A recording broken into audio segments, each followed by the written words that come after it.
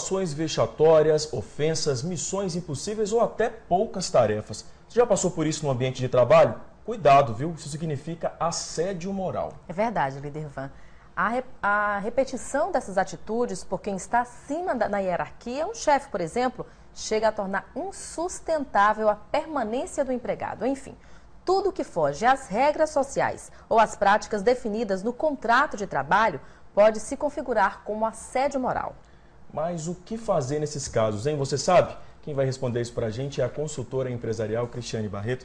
Cristiane, muito bom dia. Bom dia. Bom dia, Cristiane. Não é difícil perceber que essa pessoa, ou a própria pessoa, não é difícil ela entender que ela está sendo vítima de assédio moral, não, né? Não é difícil, primeiro porque ela está sentindo esse assédio moral. Mas é muito comum que as pessoas não saibam configurar o que é o assédio moral. Tanto de chefes, quanto também da equipe de liderados que estão sofrendo de assédio moral. E isso é muito mais comum hoje nas organizações do que a gente imagina. E essas pessoas estão sofrendo psicologicamente, e esse sofrimento psicológico, muitas vezes, ele vai causar uma queda na produtividade, danos para essa pessoa, inclusive na saúde, e estrondosos, que as pessoas que estão cometendo isso não têm nem noção.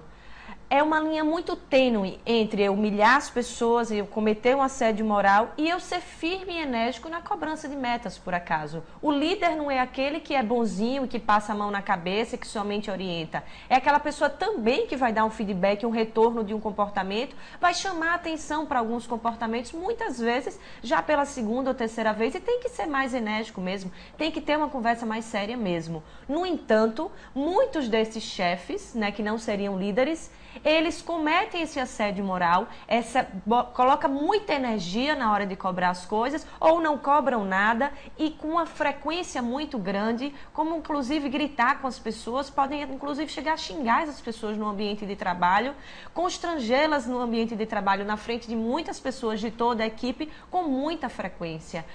Sempre tem essa atitude e esse comportamento com essas pessoas. Isso sim se configura assédio moral, e é lamentável que nós precisemos ter hoje uma lei dessa para que a gente possa se respeitar no ambiente de trabalho.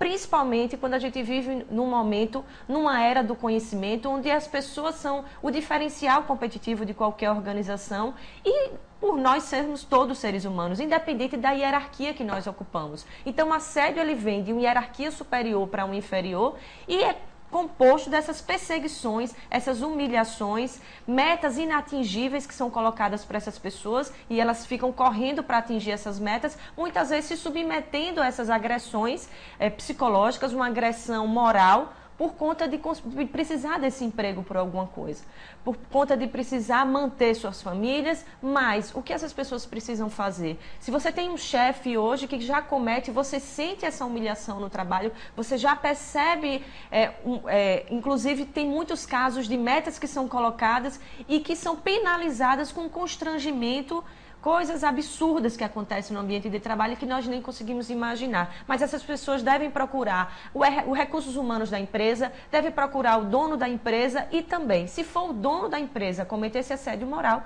deve pedir um desligamento dessa empresa e entrar na justiça contra essa empresa, contra essas pessoas, para que nós tenhamos exemplos de não cometer tantos assédios morais. E os líderes precisam também ter essa consciência. Esses chefes que hoje acham que estão cometendo esses erros, que estão humilhando, que estão gritando com as pessoas, que estão cobrando de uma maneira absurda, precisam ter consciência que isso pode ser processado. E não só você vai estar prejudicando a empresa, como esse chefe vai estar prejudicando toda a sua carreira. Então isso é inadmissível, e nós precisamos de um ambiente de trabalho de, no mínimo, de respeito entre as pessoas. Isso é o mínimo que a gente precisa ter no ambiente de trabalho. Cristiane, muito obrigada. A gente se vê na semana que vem. Obrigado, Cristiane. Bom dia para você. Até terça-feira.